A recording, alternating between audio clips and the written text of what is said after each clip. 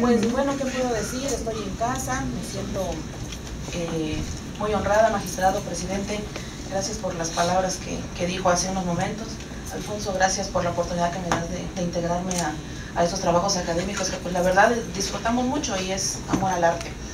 Pues bueno, el tema que yo trato en este libro, que es una recapitulación de las 18 ponencias que se llevaron a cabo en la 13 jornada de Sistema Interamericano de Protección de Derechos Humanos en San Cristóbal, trato el tema sobre los derechos humanos y control de convencionalidad en materia electoral.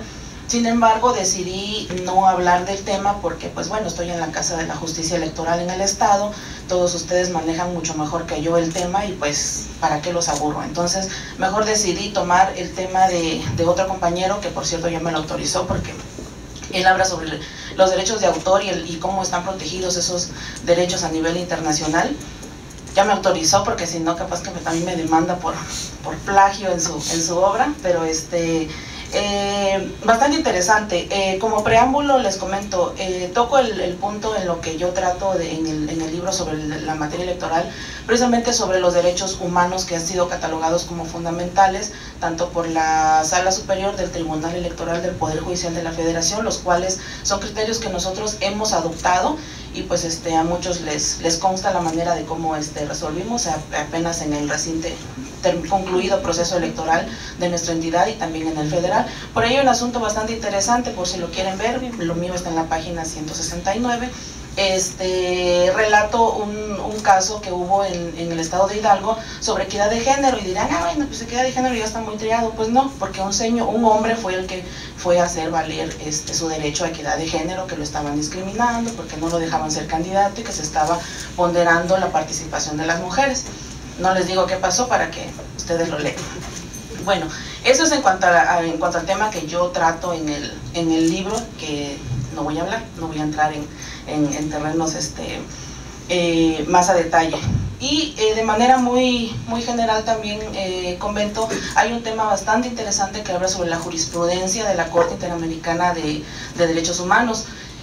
Recientemente la Corte de nuestra nación acaba de decidir y de declarar obligatoria ya la aplicación de las jurisprudencias que emita la Corte Interamericana en todos aquellos asuntos en donde México sea parte de esos asuntos y se emita un criterio de jurisprudencia por parte de la Corte. Nuestra Corte ya dijo, es obligatorio, y como lo decía la licenciada Merly, pues la aplicación del control de convencionalidad es de oficio, es obligatorio y es aplicable para todas las autoridades. Entonces no hay excusa como para no aplicarlo, para no quererlo hacer o no quererlo ejercer, con mira siempre a la protección de los derechos humanos. Pero bueno, ahora entrando en tema, el autor del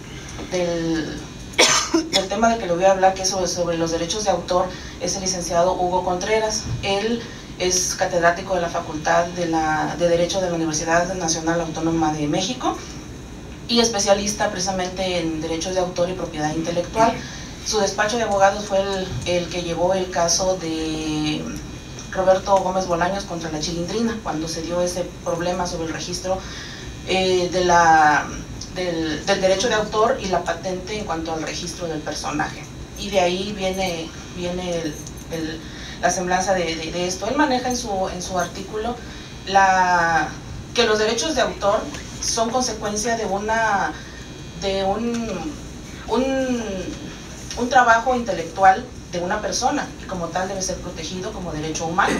Y al estar consagrado ese derecho y reconocido por nuestra Constitución Política de México, automáticamente lo sitúa como también sujeto ese derecho de control de convencionalidad. Menciona una serie de instrumentos que la verdad les comento, yo desconocí hasta el momento que leo esta obra. Hay una Convención Universal sobre Derechos de Autor bastante interesante. Los artículos 13 y 5 son bastante protectores en cuanto a los derechos y habla de que pues un autor tiene que ser específicamente una persona humana, física, no puede ser ninguna otra más que una persona. Es el desarrollo de su intelecto, el desarrollo de sus capacidades, de sus virtudes, de sus dones, por así decirlo. Hace la diferenciación entre una obra literaria, entre una obra intelectual, entre una obra en cuanto a que se pueda plasmar, por ejemplo, una pintura y todo eso, hace bastante la diferenciación. y cita un caso, el caso Palamara contra Chile del 22 de noviembre del 2005, en donde se dice que los derechos de autor están reconocidos ya como derecho humano, y también el derecho que tienen los autores al fondo de reparación y costas también, que ya es un derecho humano. Eso es un pronunciamiento que hace la Corte Interamericana en cuanto al reconocimiento de esos derechos. Y maneja una postura bastante interesante en cuanto a que la Ley Federal de Derechos de Autor tutela dos tipos de derechos. Por un lado, el derecho que tiene el autor por ser el creador de la obra, sea intelectual o artística, y por el otro, los derechos reservados, que también están contemplados en la misma ley. Y viene aquí la famosa ponderación de principio. Bueno, ¿cuál va a sopesar? ¿Cuál es más importante?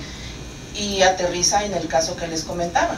En el caso de Roberto Gómez Bolaños, que fue el creador intelectual del personaje de la Chilindrina, y la Chilindrina que fue quien desarrolló en un momento dado el personaje, y ella venía alegando, bueno, es que el personaje tuvo de alguna manera éxito por mí, por una cuestión de mi físico y por mi talento al interpretar ese personaje. Y ahí viene esa postura, y pues qué derecho va a hacer estar por encima de. Él concluye y aterriza en que tiene que ser exclusivamente la protección del derecho como autor, porque si él no hubiera creado el personaje, pues a ella, que hubiera tenido mucho talento y lo que quieran, pues no lo hubiera podido desarrollar.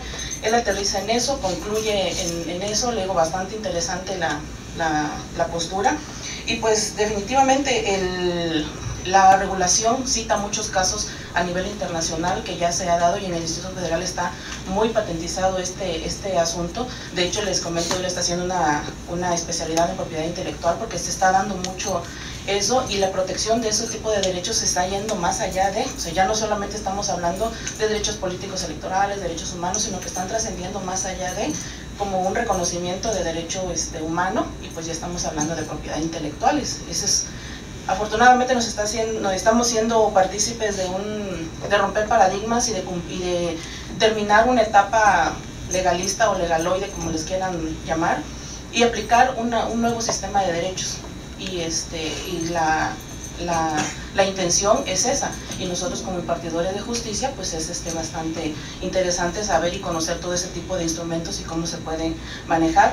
Y pues el libro se me hace bastante recomendable, no solamente porque está lo mío y de lo que les estoy hablando, sino que porque todas las ponencias son de bastante calidad, y pues es un tema novedoso, como lo comentaba el magistrado, a raíz de la reforma de 2011 a nuestra constitución política. Pues, ¿qué les puedo decir? Nosotros ya hemos resolvido algunos asuntos, hemos resuelto asuntos aplicando ya el control de convencionalidad. Algunos fueron bastantes buenos, y pues estamos creando el derecho, que eso es lo importante. Y pues por mi parte eso es todo, gracias.